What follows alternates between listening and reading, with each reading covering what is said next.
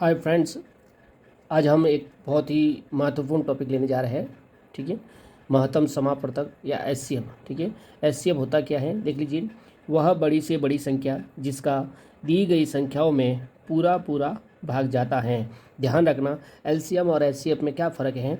LCM में हम छोटी से छोटी संख्या लेते हैं जिसमें दी गई संख्याओं का पूरा भाग जाता है, लेकिन इसमें बड़ी से बड़ी संख्या लेनी जिसका हम दी गई संख्याओं में पूरा पूरा भाग जाना चाहिए।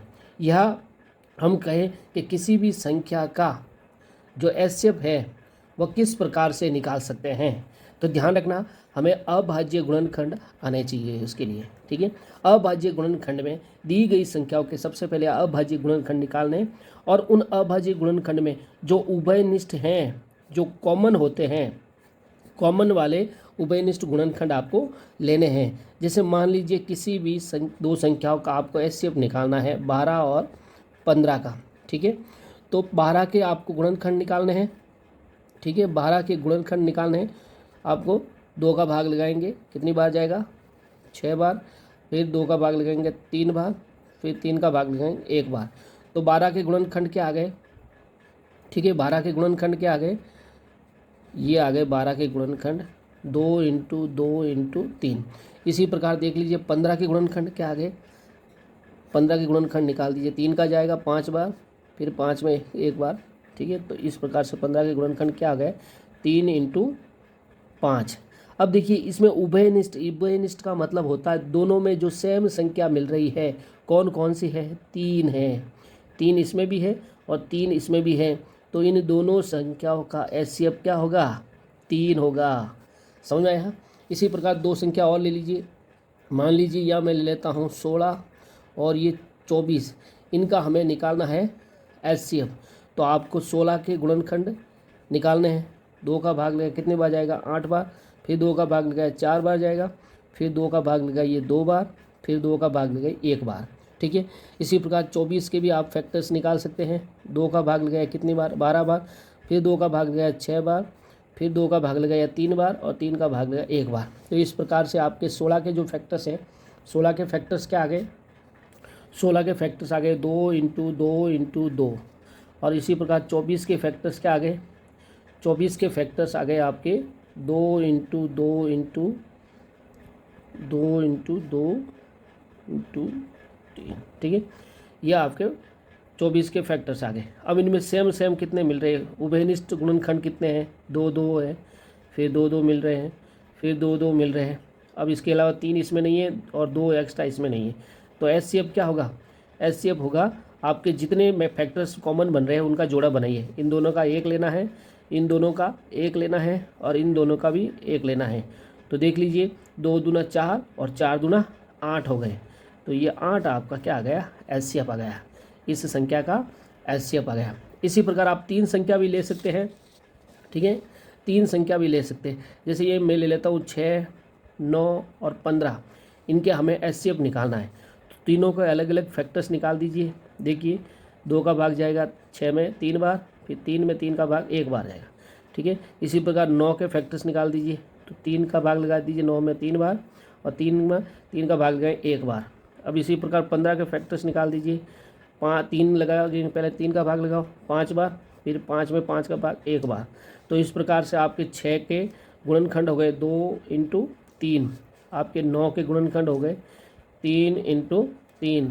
इसी प्रकार आपके 15 के गुणनखंड हो गए क्या? 3 इंटू 5। अब इन तीनों में जो मिल रहा है ना, देखिए तीनों में 3 3 मिल रहे हैं। 3 3 3। इसके अलावा 2 इसमें है लेकिन इन दोनों में नहीं है। 5 इसमें है लेकिन इन दोनों में नहीं है और 3 बच गया है लेकिन इन दोनों में नहीं। तो 3 3 3 ये कॉमन मिल रहे हैं। तो आपका एचसीएफ क्या हो जाएगा? 3। क्लियर? समझ में आया? ये नहीं कि जितनी भी संख्या दी है उन सब के गुणनखंड निकालो। गुणनखंड को ऐसे लिखो और जो तीनों में या चारों में, 4 संख्या है तो चारों में आना चाहिए वो संख्या। अगर मान लीजिए कोई भी संख्या नहीं मिल रही है, मान लीजिए ऐसी भी कोई 2 संख्या मान लीजिए कोई ले लिया आपने, जैसे मैंने ले लिया 13। 13 के फैक्टर्स क्या होंगे? 1 इंटू 13, क्योंकि ये अभाज्य संख्या है। इसी प्रकार 17 के ले लीजिए 1 इंटू 17। इसके अलावा कोई गुणनखंड नहीं हो रहे, तो इनमें कोई भी संख्या नहीं मिल रही, लेकिन एक एक कॉमन दोनों में आ रहा है, ठीक है। तो जिनमें फैक्टर्स अभाज्य गुणनखंड निकाल रहे हो आप और उनमें किसी में भी मिल नहीं रहा है तो उसका एचसीएफ हमेशा ध्यान रखना 1 होगा। क्या होगा? 1 होगा। ऐसी स्थिति में जब किसी के दी गई संख्याओं में फैक्टर्स ऐसे निकाल रहे हो और फैक्टर्स नहीं मिल रहे हैं, ठीक है, कॉमन नहीं मिल रहा है, तो आपको उसका एचसीएफ क्या लिख देना है? 1, ठीक है। इस प्रकार से आप किसी भी संख्या का एचसीएफ निकाल सकते हैं। इसी प्रकार एक बड़ी 10th क्लास 9th क्लास में एचसीएफ निकालने का एक तरीका बता देता हूँ आपको। जैसे मैंने अभी बताया था 12 और 15 के आपने फैक्टर्स निकालने हैं, ठीक है। तो क्या करेंगे आप? छोटी संख्या का बड़ी संख्या में भाग लगाएंगे। जैसे 12 का भाग लगाया आप किस में? 15 में, ठीक है। कितनी बार जाएगा? 1 बार जा रहा है, ठीक है। तो 12 एकम 12 घटा दीजिए, कितना बच गया? 3। अब देखिए जो शेष फल बच गया है उसको तो लिखना है भाजक, और जो भाजक था पहले उसको बना देना है भाज्य, ठीक है। उस जो संख्या हमने भाग लगाई है उसको यहाँ भाजक बना देना है, और जो पीछे शेष फल बचा है उसका भाग लगाना 12 में, ठीक है। तो 3 चौक 12, तो इसमें पूरा पूरा भाग जा रहा है। तो जब शेष फल 0 आ जाए तो जिस संख्या का हमने भाग लगाया था वही हमारा क्या होगा? एचसीएफ होगा। क्लियर? यानी कि 3 हमारा एचसीएफ है, ठीक है। इसी प्रकार कोई और संख्या ले लीजिए आप। जैसे मान लीजिए कि मैं कोई भी संख्या यहाँ ले लेता हूँ, ठीक है। इसमें इसी प्रकार एक और उदाहरण ले लीजिए आप लोग, ठीक है। एक और उदाहरण ले लेते हैं 26 और 91 का हमें निकालना है एचसीएफ। तो देखिए छोटी संख्या का बड़ी संख्या में भाग लगाना है आपको। 26 का भाग 91 में लगाना है। कितनी बार लगा सकते हैं? 3 बार, ठीक है। 78 आएंगे, ठीक है। और आपको इसमें से घटा दीजिए, कितने बच जाएंगे? 13।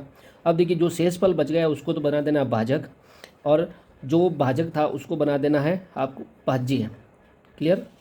इस प्रकार से आप दोबारा भाग लगाएंगे 13 का, तो 13 का 2 बार जाएगा, 13 दूना 26, ठीक है। पूरा पूरा भाग चला गया। तो जिस संख्या